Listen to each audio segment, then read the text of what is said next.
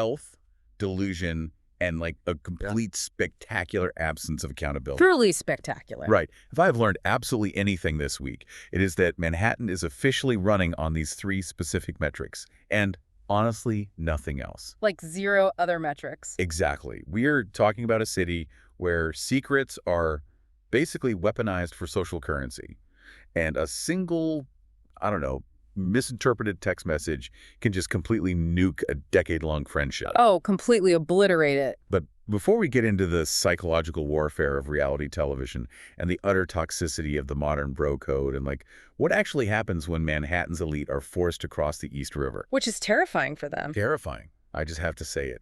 Babes, welcome back. We love you. We see you. And honestly, New York has convinced us that everyone is either chasing a dream, running late, or paying way too much for coffee. It is the holy trinity of the metropolitan condition. I mean, you are either actively having a panic attack on a delayed train, or you're aggressively manifesting a career that literally doesn't exist yet, or you're just convincing yourself that a $9 oat milk flat white is a totally justifiable daily expense. So justifiable. Right. And frankly, we wouldn't have it any other way. We truly wouldn't.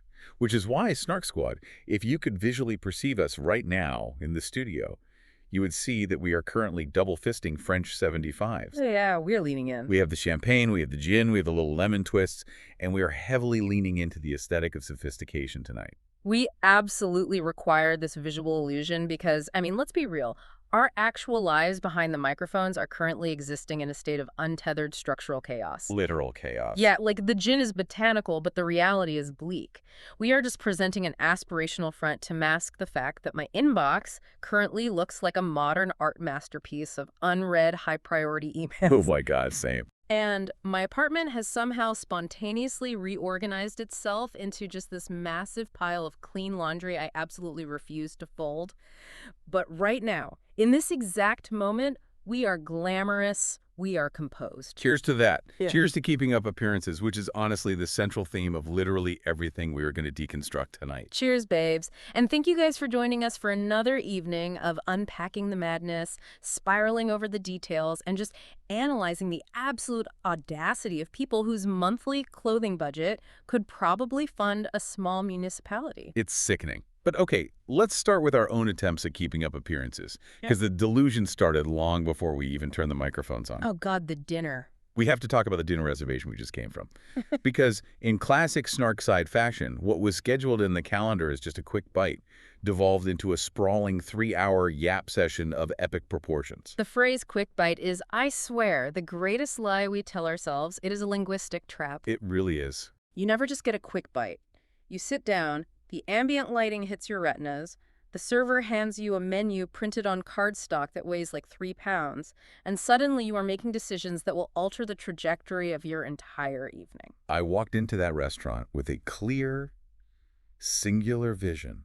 I was mentally, spiritually, and physically prepared to order the heaviest, creamiest, most unapologetic, truffle-infused pappardelle pasta on the entire menu. You were so ready. I wanted a carbohydrate blanket, I wanted comfort. I wanted to consume something that would require me to take a nap immediately afterward. You were manifesting a beautiful, decadent food coma. It was a solid strategy for a Tuesday.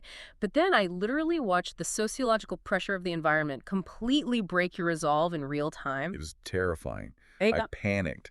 I looked around this impossibly chic, dimly lit dining room, and every single person looked like they had just walked off a runway in Milan. They were so intimidating. I saw these women at the table next to us who were just elegantly picking at a single undressed leaf of arugula like it was a feast.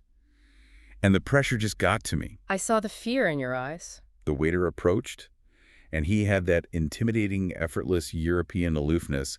And instead of ordering my pasta, I just heard my own voice ask for the crudo. It was a tragic pivot. You ordered the crudo, which, for the record, Snark Squad cost 38 American dollars. Don't remind me. And when it arrived, it was essentially a culinary hallucination. It was the size of my actual thumb. Hey. Babes, I'm not exaggerating for comedic effect here. It was exactly 3 translucent, microscopic slivers of white fish, elegantly drowning in what I can only describe as a tablespoon of citrus tears and a singular drop of chili oil. Citrus tears, I'm dead. I ate the entire $38 entree in 1.5 bites. It was aggressively minimalist. It wasn't sustenance. It was like a conceptual art piece about the memory of a fish. The memory of a fish. But, I mean, this is exactly what happens when we prioritize the aesthetic of the environment over our actual fundamental needs. You wanted pasta, but you wanted to look like someone who eats crudo.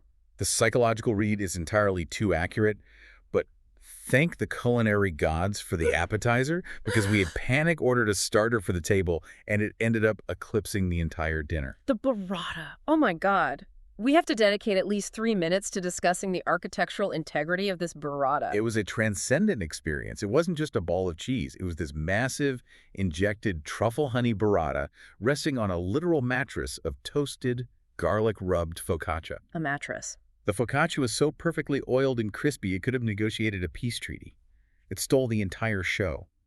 I don't even remember what you actually ate for your main course, because I was still mentally composing a sonnet to that appetizer. Well, I ordered a grain bowl that fundamentally tasted like a damp pine cone. Yeah, but it didn't even register because the burrata had already fulfilled me on a deep cellular level. But honestly, the food was entirely secondary to the absolute theatrical masterpiece happening at the table directly to our left. A hinge date. Oh my God.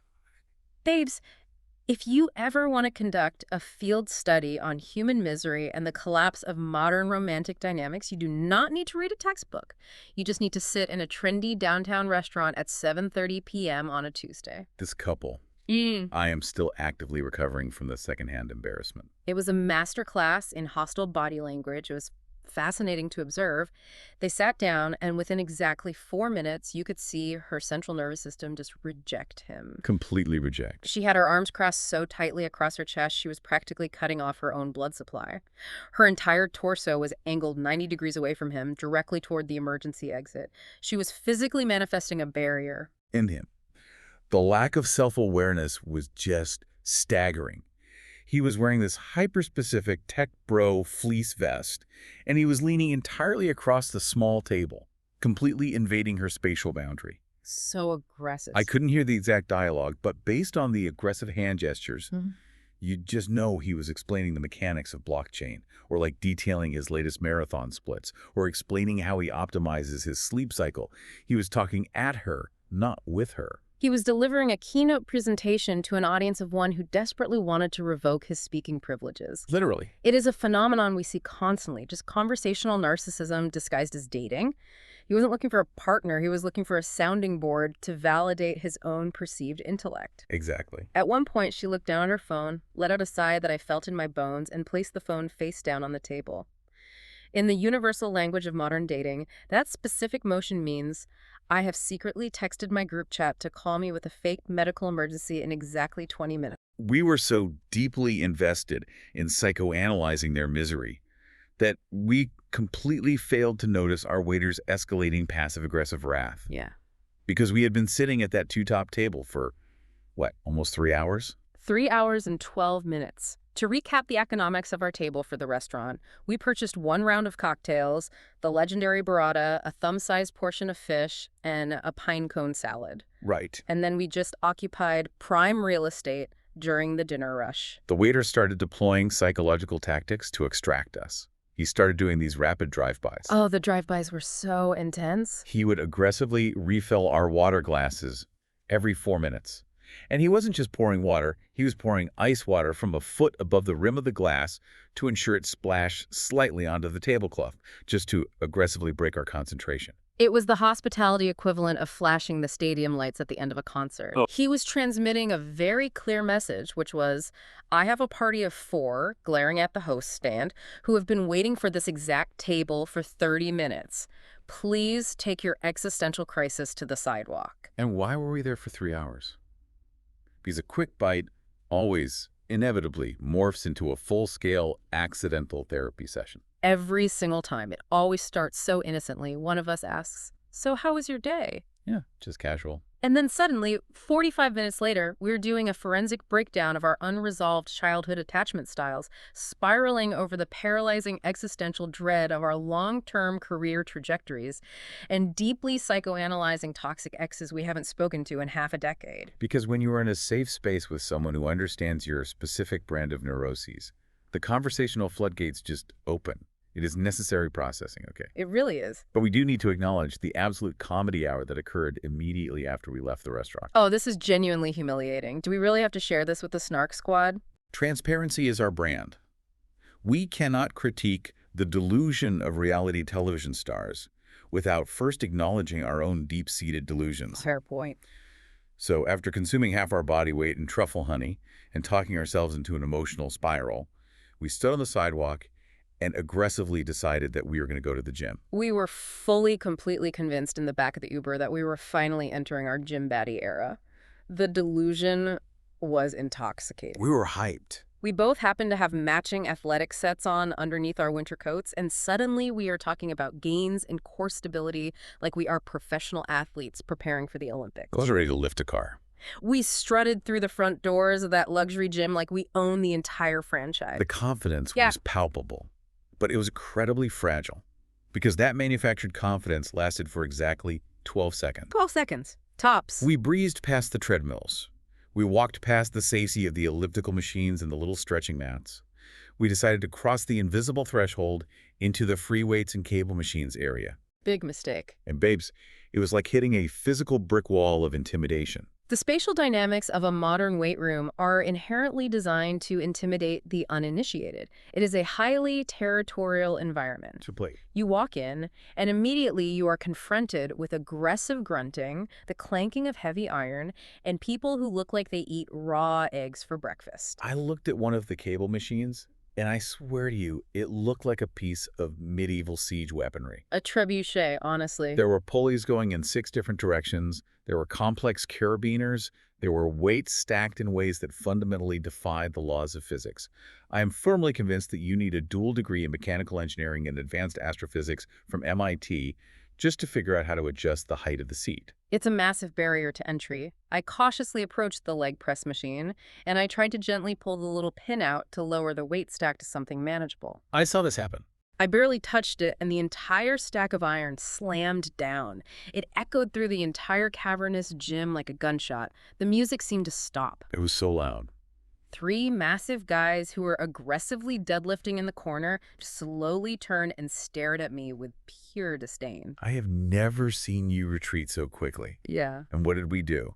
We did the only logical thing our fragile egos could handle. Fleeing. We immediately retreated back across the threshold, found a tiny, highly concealed corner with the yoga mats, grabbed 2 pastel-colored 3-pound dumbbells, and just sat down. We literally just sat on the mats and conducted aggressive, silent people watching for 45 solid minutes. We observed the ecosystem, and I have to ask analytically, why does everyone else in that environment seem to have a flawlessly choreographed routine? I don't get it. They have their little leather-bound notebooks, their giant gallon-sized water jugs that look like office water cooler replacements, and they just flow effortlessly from machine to machine like they're performing a fitness ballet. They know exactly what muscle group they are isolating. Meanwhile, I am sitting there trying to figure out how to stretch a simple latex resistance band without it snapping back and aggressively hitting me in the cornea. But you know what?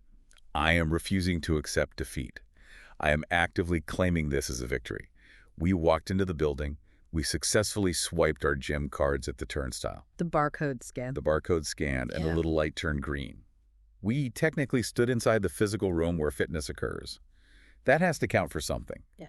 Muscle growth by osmosis is a real concept, right? Absolutely. Proximity to heavy dumbbells essentially equals hypertrophy. That is basic, undisputed science. Thank you. We are confidently manifesting that we will become absolute fitness icons by this exact time next year. Totally. We are just going to completely, blissfully ignore the factual reality that neither of us has set an alarm to go back tomorrow or the next day or honestly ever.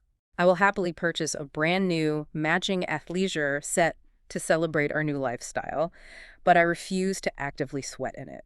It is called athleisure for a reason, and I place a heavy, unwavering emphasis on the leisure portion of that portmanteau. Exactly. Now, before we actually transition into the heavy reality TV recap, all this talk about our chaotic lives, the restaurant delusions, and the gym failures has me spiraling into our favorite hypothetical game. Oh, yes. If we dropped everything, abandoned our current responsibilities, and moved to New York City tomorrow, who are we being? Oh. What is the specific delusion we are selling to ourselves and the public? Oh, I have this entirely mapped out down to the thread count on my hypothetical imported bed sheets. If I'm moving to New York tomorrow, I'm moving directly to Tribeca. Okay, Tribeca. Now, I am actively ignoring the very stark reality that I do not possess a trust fund, I have not recently sold a tech startup to Google, and I am not bankrolled by a rich, mysterious benefactor. Yeah. But in my mind's eye, I am living in a sprawling, open-concept Tribeca loft with 20-foot ceilings, floor-to-ceiling industrial windows, and miles of exposed brick. Yes. The exposed brick is a non-negotiable requirement for the fantasy. For me, it has to be the West Village. Classic. I want to walk out of my heavy lacquered front door Yeah. and immediately trip over a charming, historically inaccurate cobblestone. I want a classic brownstone with a picturesque stoop where I can sit in the autumn wearing a trench coat, looking effortlessly chic and slightly mysterious while drinking coffee. I can picture it. And babes, the ultimate crowning jewel of the Manhattan fantasy, I want a washer and dryer inside the actual unit. Oh my God, the sharp gasp I just let out. I know. An in-unit washer and dryer in a West Village brownstone. You might as well ask your real estate broker for a mythical unicorn that dispenses vintage Chanel No. 5 from its horn. That is not just luxury, that is the peak of Manhattan science fiction. I know it is geographically and economically impossible, but in this fantasy, I have it. The plumbing works flawlessly, and my main character morning routine. Let's hear it. I wake up organically without a jarring alarm because my circadian rhythms are completely aligned with the universe. I throw on a cashmere matching set. No athleisure here, strictly cashmere. I walk down a tree-lined street to an obscure, painfully hip, independent coffee shop where the barista has a highly curated neck tattoo and knows my exact convoluted order. Let's hear the order, babes. It's a $12 iced matcha, but with macadamia milk and a single pump of something deeply esoteric, like lavender essence or adaptogenic lion's mane mushrooms. Obviously. And the crucial detail, the barista hands it to me and completely, absolutely refuses to smile at me. The barista's icy disdain is the only way you can verify that the matcha is actually authentic. If they smile at you or ask how your day is going, the vibes are fundamentally off and the espresso beans are probably burnt. Exactly. What about you? My routine. I'm rolling out of my Tribeca loft and heading to an absurdly expensive boutique Pilates reformer class at 9 a.m. Following that, I am walking my tiny genetically modified hypoallergenic dog in a designer tote bag. And the dog's name is something ridiculous and slightly European, like Baguette. Baguette. I am obsessed with baguette.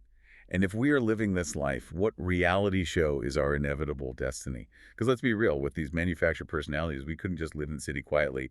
We would need an audience. Oh, I am heavily angling for a highly coveted friend of role on The Real Housewives of New York. I don't want the pressure of holding a full-time apple. Right. Too much work. I want to show up to exactly one chaotic dinner party in the middle of the season, sit quietly while the women scream at each other over something petty, and then deliver a single, devastating, instantly iconic read to the villain of the season. Iconic. And then I disappear into the night, leaving the entire fandom begging Andy Cohen to give me a full-time contract for the next season. It's about maximum impact with minimum filming days. That is a brilliant strategic play. See, I genuinely think we would end up on Next Gen NYC. Really? Yeah, we would be the chaotic, slightly older mentors to this cast of 20-somethings. We would show up at their brunch reservations, aggressively drink all of their mimosas, deeply judge their terrible dating choices, Wow. offer unsolicited life advice, and then immediately call an Uber to leave them to clean up their own emotional messes. We would be terrible mentors. The worst. Or, let's face the darkest timeline, worst case scenario. We just end up as the deranged girls having a full meltdown on a viral TikTok street interview. Oh, Someone thrusts a microphone in our face in Washington Square Park and asks, "What's your biggest red flag?" And we just start weeping about our credit scores. honestly, my biggest red flag is that it would only take exactly 48 hours of living this pristine, curated fantasy before the reality of the city breaks me and I start violently cursing out the MTA. Just screaming at a turnstile. It just takes one significant delay on the 6 train. One time I am trapped underground in August in a subway car with a broken air conditioning unit and the entire main character illusion completely shatters. I would instantly devolve into a feral subway goblin. We would become absolute terrors to society. We are too soft for the reality of the infrastructure. But babes, enough about our imaginary New York lives. Let's get into Next Gen NYC, where everyone somehow actually has a fabulous apartment, an even bigger personality, and enough drama to keep Manhattan entertained. For anyone new to the Snark Squad who hasn't tuned in yet, Next Gen NYC is a reality show that follows the obscenely wealthy, wildly privileged offspring of Manhattan's elite as they try to navigate legacy, careers, and the most toxic friend group dynamics ever captured on film. It's art. And today we are breaking down Season 2, Episode 5. The episode is titled Brooklyn Horror Story. And let me be abundantly clear, the true visceral horror of this episode was not the Halloween costumes. The horror was the absolute staggering lack of accountability displayed by almost every single person on screen. I have never hit the rewind button so many times during a single hour of television in my entire life. I was pausing the screen, I was taking frantic notes, I was physically gasping at the dialogue. There was so much happening. The sheer audacity on display is something we have to unpack meticulously. Okay. So let's set the geographical and social scene for this disaster. Shai and Rowan being our newest, slightly naive theater kid-adjacent cast member, they decide to co-host a massive Halloween party. Okay. And where do they decide to throw this pivotal social event? Brooklyn. Not Brooklyn. The horror. I know. They chose House of Yes, which is this iconic wild venue in Bushwick. It's a Rocky Horror Picture Show themed event. Mm-hmm. And the snark, the absolute unbridled elitist snark from this cast about having to travel past the L train is mind-blowing. It's insane. You would honestly think they were being asked to charter a dilapidated cargo plane and drop into a remote, uninhabited island with no running water or cellular service. It is so wildly, painfully out of touch. We have to look at this geographically and sociologically. Georgia literally looks at the camera in her confessional and states, with zero irony, that she flat out refuses to go to Brooklyn. Refuses. She acts as if crossing the physical boundary of the East River will cause her to spontaneously combust or lose her trust fund. And I just have to sit back, look at this analytically and say, babes, Brooklyn is completely gentrified. It is wildly expensive. Literally. The Hermes store has a location in Brooklyn now. You are not roughing it in the wilderness of Bushwick. You are taking a black car to a curated nightlife experience. Exactly. It is not 1994. But they are treating this borough like it is a gritty, terrifying expedition into the unknown. Which perfectly brings us to the costume chaos. Oh, the costumes. Because if you are going to attend a gritty Bushwick warehouse burlesque party, you have to understand the assignment. You have to bring the correct energy. And Brooks marks. Oh, my sweet, deeply confused Brooks. It was a tragedy in 3 distinct acts. He fundamentally misunderstood the assignment on a level that almost defies logic. He heard the theme Rocky Horror Picture Show, but his brain somehow processed it as Rocky Mountain Chocolate Factory. How does that even happen? He genuinely thought it was a chocolate-themed costume party. Yeah. So what does he do? He shows up to this hypersexualized, leather and lace Brooklyn warehouse party dressed as a giant rectangular chocolate bar. I couldn't believe it. I looked at the screen, and I let out a scream that alarmed my neighbors. He looked exactly like Gloopy, the chocolate monster from the Candyland board game. Gloopy. It was giving Mr. Fudge. It was giving Willy Wonka's sleep paralysis demon. And the most fascinating, tragic part of this entire sequence is the FaceTime call beforehand. Oh, God, the FaceTime call. His mother, Meredith, who is essentially the patron saint of cultural queer knowledge and avant-garde fashion, is on FaceTime with him while he is getting ready. She is desperately trying to explain the cultural significance of Rocky Horror. She was trying so hard to save him. She is trying to course correct him in real time, and he just stares blankly into the phone and says, "I'm a chocolate bar." I'm a chocolate bar. It was so incredibly jarring to see this wealthy, polished Manhattanite encased in a brown cardboard box, standing rigidly in a room full of corsets, fishnets, and glitter. He was a literal, physical square in a room full of fluid, dynamic energy. But we have to contrast Brooks's failure with Georgia's absolute triumph. Because Georgia, despite her initial elitists complaining about Brooklyn, actually shows up and delivers. She really did. She dresses as a filthy, diseased New York City pigeon. It was an absolute serve. It was high camp, and it was brilliant satire. The total serve. Yeah. She had the gray feathers, she had the weird little claw feet, she had the beady eyes. And the editors of this show, who frankly deserve a sweeping victory at the Emmys this season, they leaned into the absurdity. The editing was so good. Every time Georgia was on screen, they kept cutting away to these completely random deadpan cameos from a literal pigeon expert. This random scientist would just pop up on screen to drop facts about how pigeons don't actually need to be washed and how they survive in urban decay. It was amazing. The editing was so unhinged and brilliant, it felt like an art house fever dream. The editing really served to highlight the total irreconcilable vibe disconnect. You have these rich kids from the Upper East Side and Tribeca, cloaked in their immense privilege, standing in the middle of a gritty, authentic Brooklyn warehouse party, completely and utterly bewildered by their surroundings. They looked so lost. They do not fit in socially, culturally, or aesthetically. But instead of just observing the burlesque show and enjoying the cultural exchange, what do? They immediately devolve into their incestuous, hyper-toxic friend group drama. They bring the Upper East Side toxicity directly into Bushwick. They can't help themselves. They are addicted to the conflict. Which brings us to the first major explosion of the night. The meddling. The completely unnecessary, highly destructive love triangle of meddling, featuring Liam, Ariana, and Shai. Okay, let's unpack the structural setup of this conflict. Liam is the newbie to the group. He is fresh meat. He has been casually, respectfully flirting with Ariana over the last few weeks. Right. Ariana, as the audience knows, is Hudson's ex-girlfriend. They had a messy, highly publicized breakup. Now, Shai and Charlie, who have recently attached themselves to Hudson's social capital like remoras on a great white shark, decide they need to intervene. Oh, the remoras. They physically corner Liam at this crowded party. They pull him away from the music, they put him in the hot seat, and they aggressively invoke the sacred, archaic doctrine of the bro code. I wanted to reach through my television screen, grab them by their lapels, and physically shake them. The bro code. Really? Are we actually doing this in the year 2026? Apparently so. Babes, I was furious. Ariana is a fully autonomous, intelligent, grown woman. She is not a leased luxury vehicle that Hudson forgot to return to the dealership. She is not property. It is a fascinating psychological and sociological phenomenon to observe, right? Yeah. If we deconstruct this entire concept of the bro code in the modern era, it is completely, fundamentally devoid of any actual logic or nobility. Zero nobility. Shai and Charlie try to frame it as loyalty to a friend, but historically, and in this specific instance, it is rarely about actual loyalty. It is almost entirely a mechanism for toxic, insecure men to claim continued ownership and territorial rights over women long after a romantic relationship has ended. Yes, say it. By interrogating Liam, they are actively policing Ariana's body, her romantic choices, and her social mobility, all cleverly disguised under the noble banner of looking out for their boy. It's incredibly regressive and deeply patriarchal. It's gross. It made my skin crawl.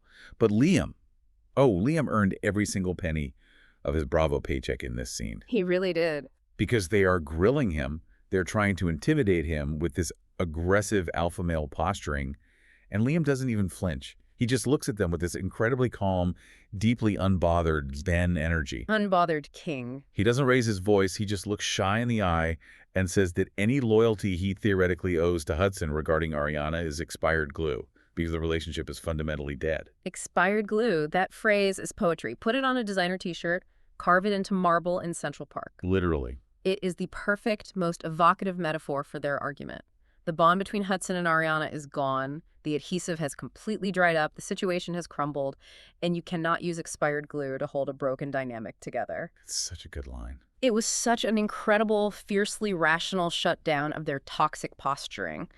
Shai and Charlie were completely disarmed because they expected Liam to get defensive and match their anger, and instead he just dismissed their entire premise with a crafting metaphor. It was masterful. But the best part of this entire storyline wasn't even Liam's defense. It was Ariana's absolute wrath. Oh, she came in hot. Because in a friend group, this incestuous secrets do not exist.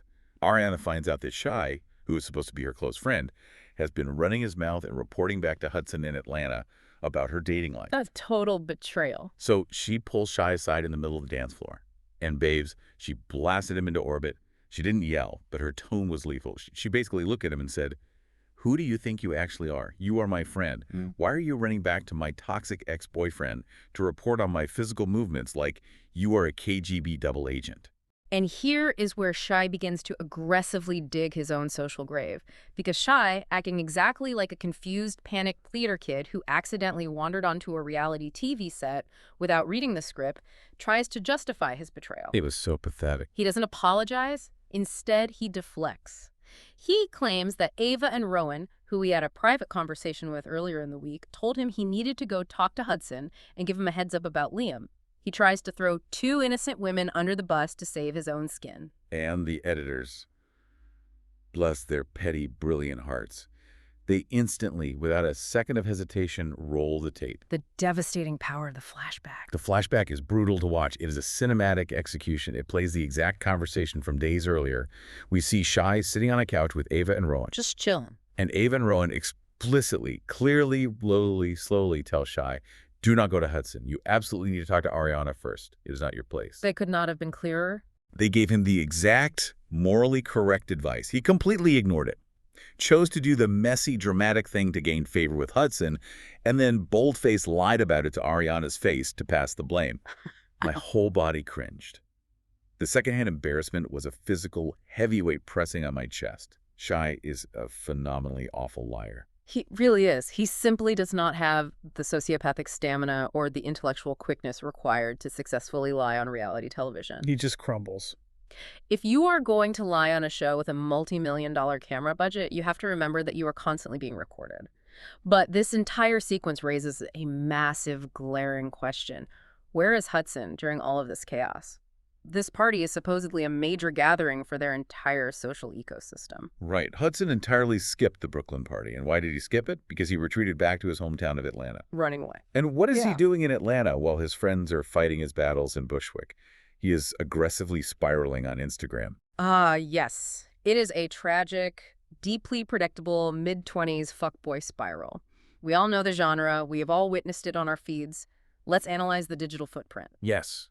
The cast is literally huddled around a glowing iPhone in the middle of the party, analyzing Hudson's Instagram stories. And it is just this rapid-fire, chaotic sequence of posts. I was dying. First, it's a photo of the steering wheel of a Lamborghini. Next story, a close-up of a massive diamond watch. And then, completely juxtaposed against this extreme wealth flaunting, he posts these deeply depressing, cryptic Bible verses and melancholic lyrics from the rapper Future. It is a fascinating, almost textbook psychological defense mechanism. Let's break down the mechanics of what Hudson is doing here. Please do. He is sitting in Atlanta feeling profoundly insecure, emasculated, and territorial about the fact that Ariana is publicly moving on with Liam. He feels a loss of control. So how does his ego compensate for that narcissistic injury? Hypermasculine flexing. The Lambo steering wheel. He posts the cars, the money, the jewelry, the superficial societal markers of male success and dominance. But he knows that just flexing makes him look shallow. So he combines it with the pseudo-deep, aggrieved Future lyrics and the out-of-context Bible verses to cleverly cast himself as the wounded, misunderstood protagonist of the narrative. Oh my God. Yeah. It is the ultimate, look how incredibly successful and rich I am doing without you, but also, please pity my deep, spiritual, broken heart aesthetic. It is a desperate cry for attention, and it is completely, transparently obvious to anyone with a basic understanding of human psychology. It's so painfully transparent. Ariana sees right through the manipulation. Liam remains completely unbothered by the digital flexing, and Shai's just left standing there at a warehouse, looking like an absolute idiot for defending a guy who is currently posting Bible verses from the driver's seat of a rented Lamborghini. It's just a bad look all around. But babes, believe it or not, that was just the appetizer of the drama. The love triangle was a warm-up. The main course, the absolute nuclear event of the evening, was Brooks versus Charlie. The confrontation the audience has been waiting for all season. Ava, who has somehow inexplicably appointed herself as the United Nations peacekeeper of the Manhattan social scene, takes it upon herself to mediate. Of course she does. She convinces Brooks to finally go over and talk to Charlie. Now, Brooks is visibly terrified. You can see his pulse in his neck. He has been actively avoiding Charlie for months because of the lingering, incredibly dark crypto torture chamber rumors that dominated last season. Okay, I have to pause. Oh. I physically need to take a sip of my French 75 before we dive into this specific scene because just recalling it spiked my cortisol levels. Drink up. Okay, Brooks walks over. He's wearing his ridiculous chocolate bar costume, which completely undercuts his authority, but he tries to stand his ground. He tries to calmly explain his boundary. He's really trying. He brings up the fact that last season, when Charlie was in the middle of a massive PR crisis, Charlie was running his mouth to the press and blatantly disrespecting Brooks's dad, Seth Marks. Now wait, before we dissect the argument, we must establish the profound lore of Seth Marks for any new members of the Snark Squad. The audience needs context on who Seth is to understand why this is such a volatile trigger for Brooks. Thank you, yes. Seth Marks is a pure, uncorrupted soul. He is a reality TV treasure who must be protected at all costs. Seth is Brooks's father, And he has this website called sethstock.com where he posts these incredibly weird, almost AI-generated sounding motivational quotes. They're so bizarre. They're completely nonsensical. He posts things like, every moment is a win when it's a moment you live within. It means absolutely nothing, but he says it with his whole chest and a warm smile. He means well. He is just this gentle, supportive dad. And the crucial context here is that last season, when the entire cast and all of New York society completely turned their backs on Charlie because of his scandals, Seth Marks was the only person who reached out to try and help Charlie. Exactly. Seth offered him grace when no one else would. So Brooks brings this history up. He's standing there, vulnerable, saying, Charlie, you publicly disrespected the one man who actually had your back when you were drowning. Right. And how does Charlie, a man who is currently cornered facing undeniable accountability for his past actions, react to this truth? Does he take a breath? Does he offer a PR-approved apology? Does he show a single ounce of human remorse? No. He does the exact opposite. He explodes like a rigged building. Oh. Charlie doubles down, looks Brooks dead in the eyes, screams, "Fuck your dad" at the top of his lungs, and then loudly calls Seth Marks a fucking house husband who should be completely embarrassed with his life. Just brutal. Babes, I spiraled out of control. I physically gasped, dropped my remote, and put both hands over my mouth. How could anyone say this to someone's face? Yeah. About their father. A father who tried to help you when you were at rock bottom. It is breathtakingly, uniquely cruel. But if we analyze this moment clinically, rather than emotionally, it shows exactly how Charlie operates. It exposes how he weaponizes anger as a shield. He really does. When Charlie is confronted with his own bad behavior, when he feels cornered, exposed, or realizes he is losing an argument on camera, his primary defense mechanism isn't to deflect or excuse. It is nuclear scorched earth retaliation. Scorched earth, for sure. He bypasses the argument entirely and goes for the lowest, most disproportionately cruel, deeply personal blow possible. Why? Because the goal is to shock the other person into emotional submission. Oh, that makes sense. He wants to hurt Brooks so profoundly that Brooks gets overwhelmed, retreats, and completely drops the demand for accountability. It is advanced bully tactics 101. He inflicts trauma to avoid responsibility. And the worst part is, it worked. It completely worked. Because when you scream something that vile in a crowded warehouse, a crowd immediately forms. The music thumps in the background, but everyone stops to watch the yelling. Like a car crash. And Charlie, suddenly sensing that he has an audience and the cameras are perfectly positioned, instantly pivots his strategy. He gives an absolute masterclass in deflection. It was wild to watch. He stands there in his weird, cheap Halloween outfit, puffs out his chest, and boldly announces to the entire crowd, "You all have exactly 5 minutes. Ask me anything about the crypto torture stuff right now. Let's clear the air once and for all." It was such a manufactured, transparently fake power move. He was trying to project the illusion of transparency to win back the crowd. Because immediately, a brave soul in the back of the crowd takes the bait and asks him directly, okay, were you actually involved in the crypto torture? Right. And what does Charlie do with this opportunity for transparency? Totally. He literally scoffs, rolls his eyes, and says, "That is a ridiculous question. I'm obviously not answering that." 2 seconds. Wow. It took him 2 literal seconds after screaming, "Ask me anything," to refuse to answer a question. I was screaming at my television. And then the ultimate pivot. He realizes the crowd is turning on him, so he deflects to Ariana, who is just standing there minding her own business. Poor Ariana. He points an accusatory finger at her and yells, "Why am I being painted as the villain of this group when Ariana is currently on legal probation for a DUI?" The false equivalence is staggering. He attempts to equate a rumor about a violent, coordinated financial kidnapping plot to a misdemeanor traffic violation. He is desperately throwing spaghetti at the wall to see if any of it will stick and distract the mob. And that is exactly when Ava steps in. And I have never, ever loved Ava more than in this specific moment.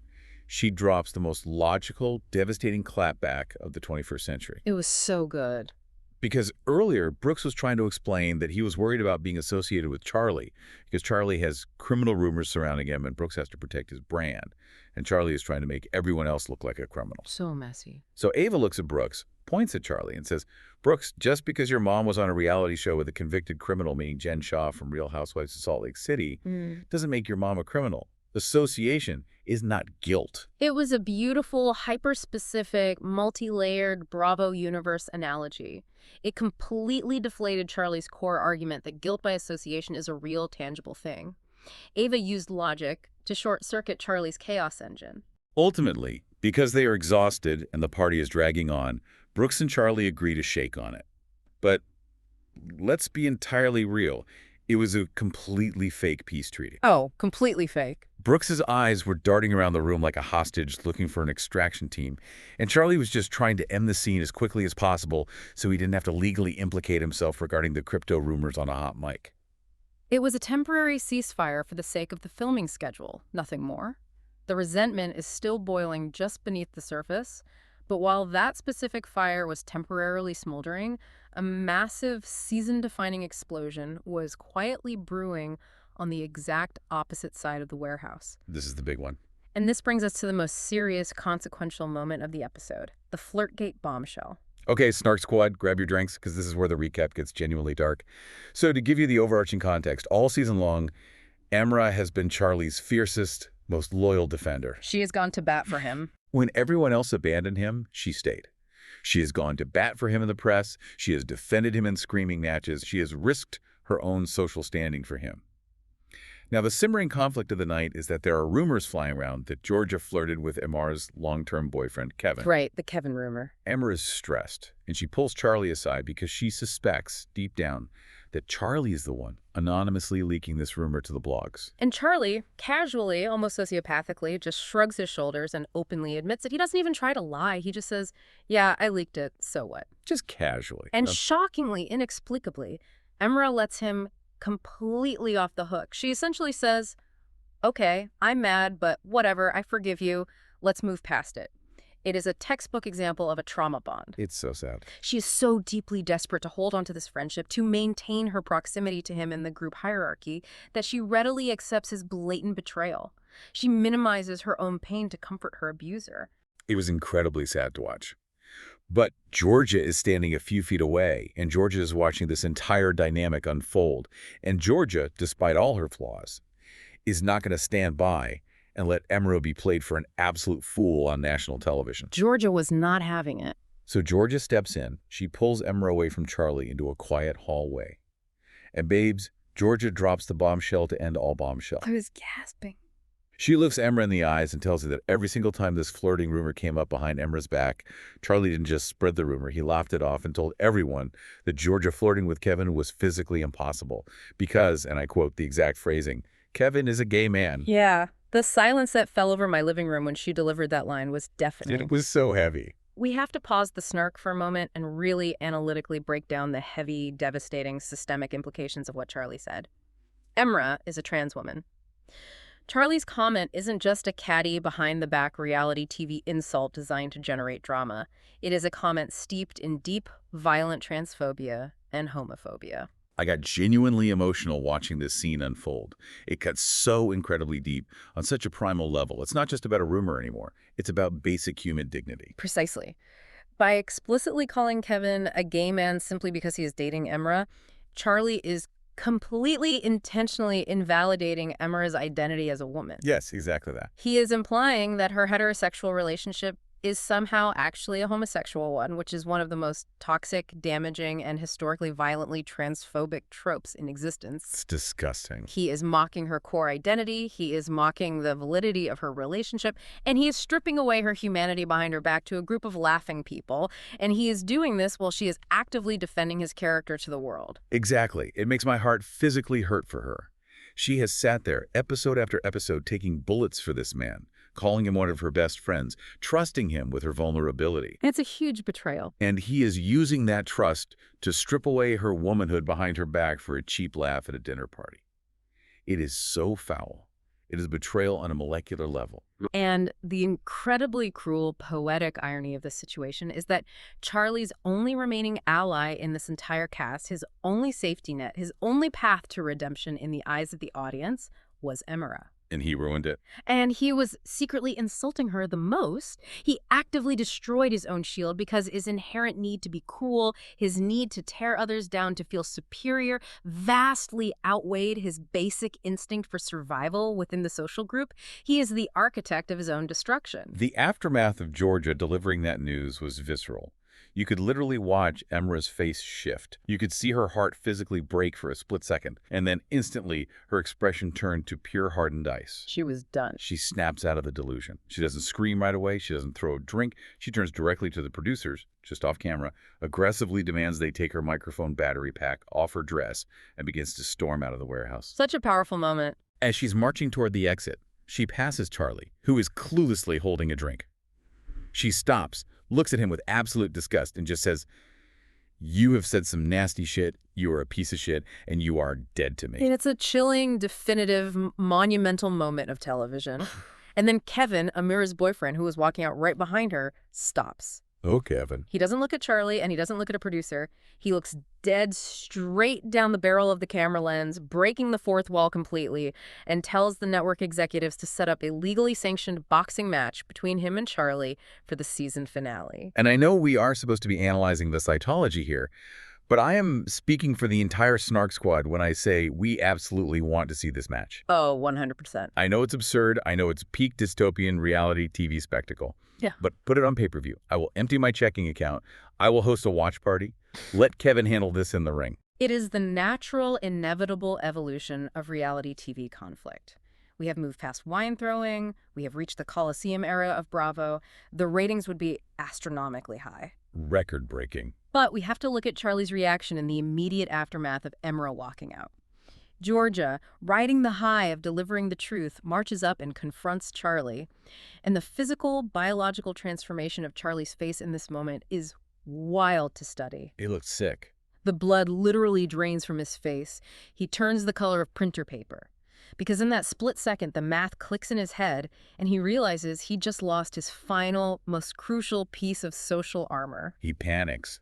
He starts aggressively stammering. The confident, screaming villain from 10 minutes ago is gone. He pathetically stammers. I don't remember saying that. I would never say that. I don't recall that conversation. Which, as any seasoned reality TV scholar knows, the phrase "I don't remember saying that" is direct Bravo speak for "I definitely said it, I know I'm caught, I know the audio exists somewhere, and I have absolutely no PR defense prepared for this moment." Exactly. If you didn't say something that heinous, you immediately and forcefully say, "I never said that." If you say, "I don't remember," you are admitting guilt while pleading amnesia. 100% guilty. Yeah. He is terrified of the reunion episode already. Bades, that party was an absolute battlefield. The body count of long-term friendships was staggering. It was a massacre. The social dynamics of Manhattan will never be the same. Which means it is time to transition into our specific analysis. It is time for our first segment of the evening, Main Character of Manhattan. This is the segment where we hand out our highly coveted, completely imaginary, and deeply subjective awards based on the events of the episode. Host, I will defer to you first. Who is your definitive episode MVP? Honestly, I have thought about this deeply, and I have to give it to Georgia. Georgia, okay. Now, I know the fans are divided on her. I know people think she meddles purely for screen time, and maybe she does. But she dropped the ultimate necessary truth bomb. She shattered the Charlie cult of personality. She did do that. She saw Emira actively being gaslit and emotionally abused by a toxic friend, and instead of staying quiet to protect the peace, she stepped in and said, "No, you need to know who this man really is behind your back." She did the heavy narrative lifting for the entire season's plot in one 5-minute conversation. Who is your MVP? I am taking a different analytical route. I am going with Liam. Oh, Liam, okay. To walk into this established, incestuous viper pit of a friend group, be aggressively interrogated by two men trying to enforce a fake patriarchal bro code, and to stand your ground completely without raising your voice or breaking a sweat, that takes immense psychological skill. Really tough. He didn't get physically aggressive. He didn't back down. He just rationally dismantled their entire logical framework and calmly walked away with the girl. It was a masterclass in conflict de-escalation. Ooh, that is a solid, completely valid choice. He remained unbothered. Okay, moving to the next category. Best one-liner of the night. It absolutely has to be Liam's "that's expired" glue. It is just so structurally, linguistically perfect. It's so good. It is dismissive, it is highly evocative, and it is entirely factually accurate regarding Hudson's pathetic claim over Ariana. It is going in the reality TV, quote, dictionary. It is brilliant. Yeah. But, and I genuinely hate myself for making this argument, because the man is equivalent to toxic waste. I have to nominate Charlie's chaotic, deeply evil. He's a fucking house husband. Oh, God. Now, let me be clear. The sheer audacity of it is repulsive. The absolute lack of basic human decorum is terrifying. It's a terrible, unforgivable thing to say to someone about their father. Totally unforgettable. But if we're looking at this purely as a piece of reality TV dialogue, it's going straight into the Hall of Fame. It shifted the entire axis of the episode. Yeah. It was a nuclear bomb in a knife fight. I cannot argue with the metrics. It was vile, but it was undeniably memorable. It achieved its goal of shocking the audience. What about the category of biggest surprise? I mean, I am still actively recovering from Bruce Marks showing up as a Candyland chocolate bar to a leather and lace burlesque party. I will never recover. The visual cognitive dissonance of a man dressed as a giant, awkward Hershey bar trying to have a dead serious, emotionally fraught argument about crypto torture and his father's honor. That is high camp. That is accidental, brilliant modern art. I couldn't stop laughing during a deeply serious scene. It was very fever dream. It felt like a glitch in the Matrix. For me, however, the biggest surprise was Emira actually waking up from the delusion and cutting Charlie off immediately. Yes, that was huge. Usually, structurally, on these types of ensemble shows, the loyal sidekick takes at least 3 full seasons to realize the villain is actively using them. They make excuses, they cry in confessionals, they temporarily forgive them, they go back. It takes years, usually. Emira heard the horrific truth, processed the systemic transphobia of the comment, physically took off her mic pack, and said dead to me in the span of roughly 90 seconds. It was incredibly decisive, which is rare for this genre. It was so refreshing. She protected her peace, finally. Biggest glow-up. Ava, without a doubt. Ava, I completely agree. If we look at Ava's trajectory, she went from being a quiet background player, essentially a +1 to the drama, to becoming a master calculating mediator. The total boss. She was standing dead center in the middle of a screaming match, unflinching, dropping flawless, highly logical analogies about Jen Shah to shut down Charlie's false narrative. She was actively controlling the narrative flow of the party like a producer. She really was. She completely leveled up her social capital. Okay, moving on to our second analytical segment, the group chat after the party. Oh, this is my absolute favorite thought experiment. Because we all know the reality of production. The heavy, expensive cameras go down at 2 a.m. The cast gets shoved into their separate, dimly lit black SUVs to go back to Manhattan. And that is when the real, unfiltered group texts start flying. Babes, close your eyes and visually picture it with me. It's 2:15 a.m. They are speeding over the Williamsburg Bridge. The massive cast chat, which is probably called Manhattan Mayhem or something incredibly stupid, lights up. Classic name.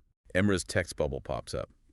But it's not a standard text. It is a 4-minute-long, furious, breathless voice note. Oh, the voice note. She is crying. She is screaming into the microphone. She is systematically cursing out the entire chat for enabling Charlie's behavior for years. She specifically tags Charlie's handle in the text underneath the voice note, says, "Go to hell," and then silence. You just see the cold, automated iMessage notification. Emira has left the chat. A phenomenal, dramatic digital exit. And how do we think Charlie responds to this digital explosion? Because we know his psychology. He waits. He always waits. He lets the silence hang for about 20 agonizing minutes to make people anxious. And then he sends the most cowardly, heavily curated gaslighting text imaginable. What does it say? It probably reads something like, "Guys, I literally have no memory of anything that happened tonight. I think my phone was hacked earlier this week, or maybe someone spiked my drink. Anyway, I love everyone so much. So sad. I missed the end of the party. Let's all get bottomless brunch Sunday at Catch." He totally was. He pretends absolutely nothing of consequence happened to force everyone else to carry the awkwardness. He would. He would desperately try to reset the timeline and act like they are all crazy for being mad. Meanwhile, Shai is completely panicking in a separate private chat with Ariana. Sweating. He is rapidly typing and deleting a desperate 5-paragraph apology text, trying to explain his betrayal regarding the bro code. But it makes absolutely no sense. It's just a massive wall of blue text with way too many pleading face emojis, praying hands, and the word loyalty is definitely misspelled at least twice. He hits send and just stares at the read receipt. And Gia, who has been quietly, analytically watching this entire digital meltdown unfold from the safety and comfort of her luxury apartment, just casually replies to the main group chat with one single devastating text. What does she say? "Shai, you're literally so annoying." And then she puts the entire chat on Do Not Disturb and goes to sleep. Gia is in absolute mood. Honestly, their entire social corporate structure is completely failing. Which brings us perfectly to our third segment, Nepo Baby Performance Review. It is time to treat this cast like the employees they are. We are going to grade the major cast members on 5 key metrics: confidence, accountability, communication, fashion, and entertainment value. And then, based on the data, we will decide their ultimate corporate fate within the show. Host, please start us off with the analysis of Brooks Marks. Oh, Brooks, let's look at the metrics. Fashion. I am forced to give him an F. Completely fair. I don't care who your mother is, you showed up as a literal piece of candy to a Bushwick burlesque party. Bro. It was a failure of spatial awareness, confidence, C-. He was visibly shaking in his boots talking to Charlie. Well, needs to toughen up. He needs to learn how to effectively yell back when someone verbally attacks his pure, innocent, quote, posting father. Verdict. I am putting him on a performance improvement plan. A PIP. Ooh, a PIP. He is on extremely thin ice. He's intense media training, a stylist who isn't afraid to tell him no, and he needs to grow a backbone before next season. Expert, please take Charlie Zakkour. Charlie Zakkour. Let's look at accountability. Absolute zero. The very concept of accountability bounces off him like water off a duck's back. He is immune to self-reflection. Totally immune. Communication. Toxic. Fashion. Mediocre. Entertainment value, however. The data doesn't lie. A+. He is pure, unfiltered, sociopathic reality TV villainy. He drives the entire plot of the season because he's willing to be universally despised. True, but still. However, considering a liability, verdict, fired from the friend group, from a PR perspective, he is a walking disaster. He is a massive liability to everyone's brand, and HR has been notified. Security will systematically escort him from the premises. He is too toxic to retain. He needs his Bravo badge confiscated immediately. Okay, Shai Fruchter. Communication, solid F. You are a terrible, sloppy liar, Shai. The worst liar. You cannot look Ariana directly in the eyes and lie about what Ava and Rowan told you when you know the editors have the raw footage. Verdict, immediate, mandatory vacation. Pack your bags, Shai. Go away. Go to a silent meditation retreat in Sedona.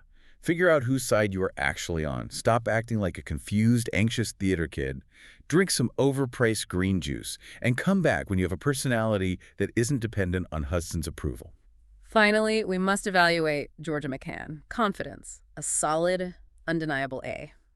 She wore a pigeon suit, she fully and completely committed to the satirical bit, and she single-handedly destroyed a man's entire social life and exposed his bigotry with one whispered secret in a hallway. She is the MVP for a reason. Verdict. Immediate promotion. Put her directly in the C-suite. Give her stock options. She is doing the heavy narrative lifting for this entire season's plot, and she deserves a corner office with a panoramic view of the skyline. Give her equity in the production company. She earned it. Okay, babes, we have to look ahead to the future. It is time for segment 4, next week's manifestations. We are putting our specific predictions out into the universe. Let's start with the big one. What is going to be the biggest friendship fallout next week? Okay, I have thought about this deeply, and here is my genuine fear based on behavioral patterns. Emira stormed out, which was powerful. But I am terrified that Charlie is going to use the time between filming days to somehow manipulate her into blaming Georgia for the entire mess. No. Do not speak that evil into existence. Hear me out analytically. If you study the psychology of these dynamics, victims of gaslighting often return to the toxic friend. Why? Because the abuser successfully convinces them that the messenger of the bad news is the real enemy. That is so dark. Charlie is going to corner Emira and say, "Why did Georgia tell you that? I was just joking. Georgia just wanted to hurt you." She weaponized a private comment on camera specifically to embarrass you. Oh, he would totally say that. And Emira, who fundamentally doesn't want to lose Charlie's friendship, might latch onto that twisted logic as a lifeline. She might turn all her righteous rage onto Georgia for ruining the illusion, just so she can forgive Charlie. That is so incredibly dark. But it is so historically accurate for Bravo. It literally makes my stomach hurt. But you might be entirely right. Okay, on to something lighter. Biggest romance. I am actively manifesting Ariana and Liam taking it to the next level. I would love to see that. I want to see them on a cute aesthetic date in the West Village, aggressively ignoring Hudson's frantic text messages. Yeah. But I have this creeping, horrible dread that Hudson's creepy territorial behavior might actually work. Why do you say that? Because sometimes when you are in your early 20s, the toxic guy pulling the "you belong to me" routine is weirdly psychologically effective. It plays into a false Hollywood narrative of passion. Women are conditioned to view territorial aggression as a sign of deep love rather than control. It's deeply toxic, but it happens constantly. It really does. What about biggest career move? For biggest career move, I am predicting Ava.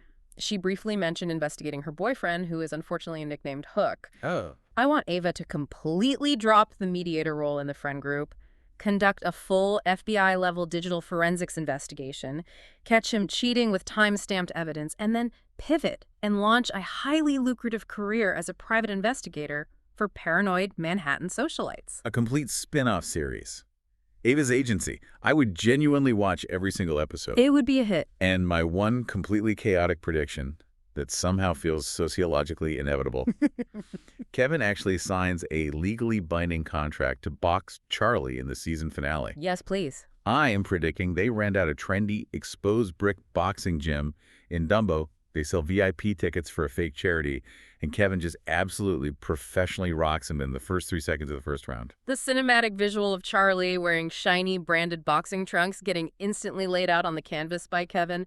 Absolute cinema. Hang it in the Louvre. Right next to the Mona Lisa. But before we wrap up this massive analysis, Snark Squad, I want to pose a final, highly provocative thought, something for us all to chew on while we commute tomorrow. Ooh, yes.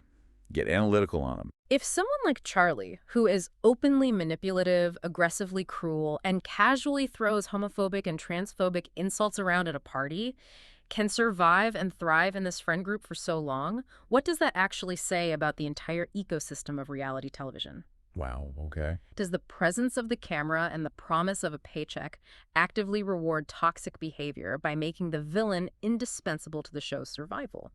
If the cast formally fires Charlie as a friend, do they risk losing their own screen time and relevance? That's a great point. Are these people essentially trapped in a gilded hostage situation with a monster, simply because the monster generates the conflict that pays their rent? Wow. That is incredibly heavy and probably entirely depressingly true. The monster pays the rent, so you keep inviting him to dinner.